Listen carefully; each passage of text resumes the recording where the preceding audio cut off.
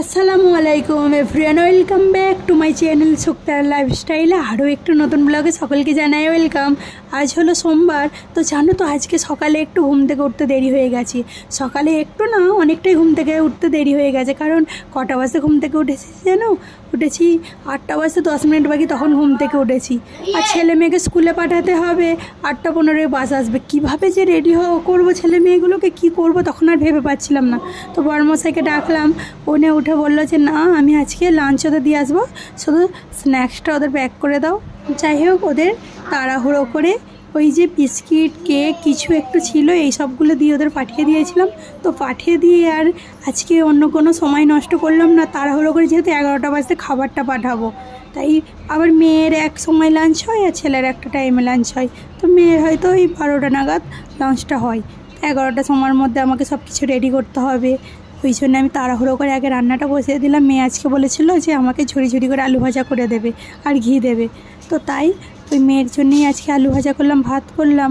আর ওই যে একটু লেটে প্রথমত ওদের বাসে ছেড়ে দিয়েছে, এই বাইরে বারান্দাটা ভালো করে একটু পানি ঢেলে পরিষ্কার করে নিই, কিন্তু আজকে রান্নাটা কমপ্লিট করে তারপরেই পরিষ্কার করলাম।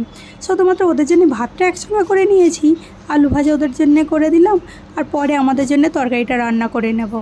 এই যে মেয়ের জন্য একটু ডিমের অমলেট করে দিলাম, যেন কেমন একটা লাগছিল যে খালি শুধু আলু ভাজা দেবো। আর ছেলে আবার ডিম সিদ্ধ ছিল, ওকে দিয়ে দিলাম, একটু ঘি দিয়ে দিয়েছি এর মধ্যে। যাই হোক, ওদের খাবারটা এবারে প্যাক করে দিলাম। আর কিছুটা আলু ভাজা রয়ে গেছে, ওটা রেখে দিলাম। এই যে দেখো, ফ্রিজ থেকে মাছ বার করে নিয়েছি, করে একটু আইস হয়ে গেছিলো, ওটাই ছাড়াতে দিয়ে দিলাম। তো এখন অনেকগুলো কাপড় আছে, সেইগুলোও ধুয়ে নিয়েছি। এবার কাপড়গুলো শুকোতে দিয়ে দিলাম। এবার কাপড়গুলো ধোয়া হয়ে গেছে, গোসল করে আসবো। ঘরের সমস্ত কাজ কমপ্লিট করে নিয়েছি, বিছানাটাও ঝেড়ে নিয়েছি, ঘরদোরগুলোও মুছে নিয়ে পরিষ্কার করে নিয়েছি।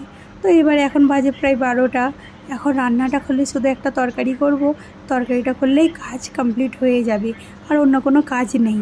যাই হোক, বেশ গোসল করে আসার পর জানো তো মনটা বেশ ভালো লাগছে, ফুরফুরে লাগছে। দেখবে একটু কাজ করার পরে যদি তুমি গোসল করে নাও, অনেকটা এনার্জি বেড়ে যায়। আমার তো বেড়ে যায়, তোমাদের কি হয় জানি না বন্ধুরা, তোমাদেরও কি এনার্জি এইভাবে বেড়ে যায়? যাই হোক বন্ধুরা, একটা জিনিস লক্ষ্য করে তোমরাও দেখেছো হয়তো, আমি গোসল করেই আগে আমি সানস্ক্রিন লাগিয়ে নিই, রান্নাঘরে যাওয়ার আগে সানস্ক্রিনটা লাগিয়ে নিই। আর তোমরাও ওইভাবে সানস্ক্রিন লাগিয়ে দেবে। ওই যে একটু এনার্জি ড্রিঙ্কসের দরকার ছিল, তাই ব্ল্যাক কফি নিয়ে নিলাম। আমরা এই যে মাছগুলো সমস্ত ভেজেও নিয়েছি, এখন ঝিঙে আলু কেটেও নিয়েছি। ঝিঙে আলু তরকারিটা বসাবো বলে ঝিঙে আলুও রান্না আজকে মাছ দিয়ে করবো। মাছ দিয়ে ঝিঙে আলু দিয়ে রান্না করলে খেতে বেশ ভালো লাগে, আমার তো ভালো লাগে। তোমাদের কি ভালো লাগে? তো কমেন্ট করে জানিও বন্ধুরা। জানো তো, এটা রান্না করছি ঠিকই, কিন্তু ছেলে মেয়ে স্কুল থেকে এসে এই তরকারি আর খাবে না। মেয়েকে যেহেতু খাইয়ে দিলে খেয়ে নেবে, ছেলে এখন আর মাছ রান্না খেতে চায় না। আগে ছোটোবেলায় মাছ খাবার জন্য এত বায়না করতো, মাছ না হলেও ভাত খেতে চাইতো না। আর এখন কি হয়েছে কি জানি, যত বড় হচ্ছে তত ওর খাবার দাবারগুলোও চেঞ্জ হচ্ছে। এই যে দেখো, ডাল শেষ হয়ে গেছিলো, তো এখন সমস্ত ডালগুলো এখন তুলে নিচ্ছি। ডাল তুলে এখন কৌটোর মধ্যে ভরে নিয়েছি। আর ওই যে একটা গ্রিন টি নিয়ে এসেছে তোমাদের দাদাভাই, দেখো একটা ছোট প্যাকেট নিয়ে এসেছে। আমার কিপ্টে বড়মশাই ছোটো মতো একটা প্যাকেট নিয়ে এসেছে। আমি তো লিপটন গ্রিন টি আমার বেশি পছন্দ, তেঁতুলি গ্রিন টিও আমি খাই, তো লিপটন গ্রিন টিই আমি বেশি পছন্দ করি। আচ্ছা, যাই হোক বন্ধুরা, যে সকল বন্ধুরা আমার ভিডিওটি প্রথম থেকেই দেখছো, আমার পাশে আছো, সাথে আছো, তাদেরকে জানাই অসংখ্য ধন্যবাদ। আর যে সমস্ত বন্ধুরা আজকে আমার প্রথম ভিডিও দেখছো, তো যদি আমার ভিডিওর কোনো অংশ তোমাদের ভালো লেগে থাকে, তো একটা সাবস্ক্রাইব করে চ্যানেলটি আমার পাশে থেকো, একটা লাইক ও শেয়ার করে দিও। তোমাদের একটা শেয়ার আমাকে অনেক দূরে পৌঁছাতে সাহায্য করবে। এই যে দেখো, সবজির খোসাগুলো এইগুলো আর ফেলা হয়নি, যেহেতু রান্নাটা আগে বসাতে গেলাম। রান্নাটা হচ্ছে এদিকে টুকটাক করে, এবার যে সমস্ত কাজগুলো আছে ওইগুলো কমপ্লিট করে নেব। এই যে ডাস্টবিনের মধ্যে খোসাগুলো রেখে দিলাম।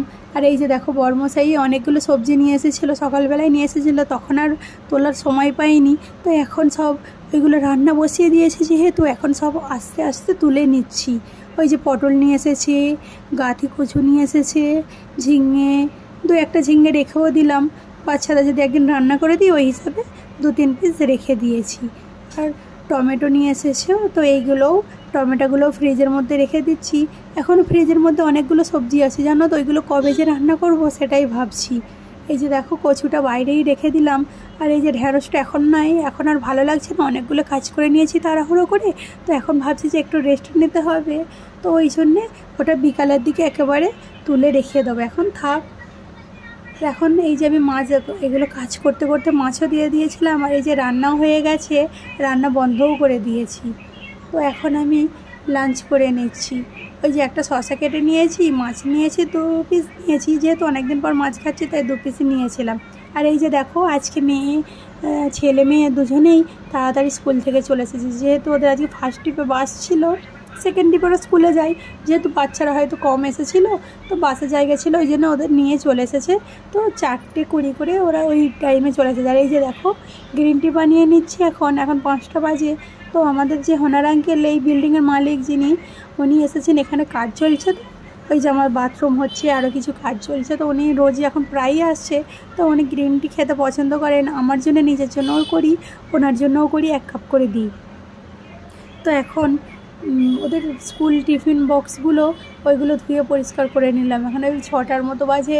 এখন একটু রুমটাকেও পরিষ্কার করে নিলাম, বিছানাপত্রগুলোও রেডি করে নিলাম, ঝাঁটপালাও দিয়ে নিলাম। এবার মেয়েকে পড়তে বসাবো। এই যে দেখো একটু মিষ্টি খাবার ক্রেভিংস হচ্ছিলো। তো আমার মতো এরকম কে আছো তোমরা, যেই ডিনারে কেউ ফ্রুট স্যালাড করে খায়? যেহেতু এটা ব্রেকফাস্টে ফ্রুট স্যালাড খাই, কেউ কি ডিনারে খায়? আমি আবার ডিনারে খাচ্ছি। একদিন খাচ্ছি, কিছু আর হবে না, এইরকম করে করে অনেকটা ওজন বেড়েই চলেছে। তো এখন এবার স্ট্রিক্টলি ডায়েটটা আমাকে করতে হবে। এই যে দেখো এখন ঝিঙের তরকারি অনেকটাই আছে, তো এখন ডিমের অমলেট বানিয়ে নিচ্ছি, আর অন্য কিছু রান্না করব না সেই রকম কিছু। আর যে এইভাবে সত্যিই ঘুম থেকে উঠতে দেরি হয়ে যাবে সেটা আমি বুঝতেও পারিনি। কিভাবে যে এত লেট করে ঘুম থেকে উঠলাম, ওটা আমার প্রায়, যেহেতু এটা রবিবার হলেই জানো তো দেরি করে ঘুম থেকে উঠি একদিনের বেলা, আবার রাত্রেবেলাও দেরিতে ঘুমাই। তো রবিবার হলেই এটা আমার সঙ্গে হয়, সোমবারে প্রায় দেরি হয়ে যায় ঘুম থেকে উঠতে। জানো তো বন্ধুরা, প্রথম যখন হায়দ্রাবাদে এসেছিলাম তখন এই সংসারের কাজগুলো করতে গেলে ভীষণই মাঝে মাঝে কষ্ট হতো, কান্নাও পেত। কিন্তু এখন এটা অভ্যাসে পরিণত হয়ে গেছে, তাই কষ্টও হয় না আর কান্নাও পাই না। তো এখন ধৈর্য থাকলেই সংসারের কাজগুলো তুমি করতে পারবে। তো সত্যি আমার এটাই মনে হয় যে ধৈর্য ও কষ্টের ফল একদিন পাওয়া যায়, তাই না বন্ধুরা? এই যে ঢ্যাঁড়সটা এখন ফ্রিজের মধ্যে রেখে দিচ্ছি। তো এখন সমস্ত কাজ করে নিয়েছি, ছেলে মেয়েগুলো পড়াশোনা কমপ্লিট হয়ে গেছে। এবার ওদের খাইয়ে দিয়ে ঘুম দিয়ে দেবো, যেহেতু আবার সকালে একটু তাড়াতাড়ি ঘুম থেকে উঠতে হবে। আমি যদি না শুই, মেয়েও আবার শুতে চাই না, তো ও লেট করবে, তাই জন্য আর অন্য কোনো এক্সট্রা কাজ করি না। আচ্ছা যাই হোক বন্ধুরা, আজ তবে আসি, দেখা হচ্ছে পরের একটি ভিডিওতে। সকলে ভালো থেকো, সুস্থ থেকো, আর আমার ব্লগটি দেখো। আল্লাহ হাফেজ।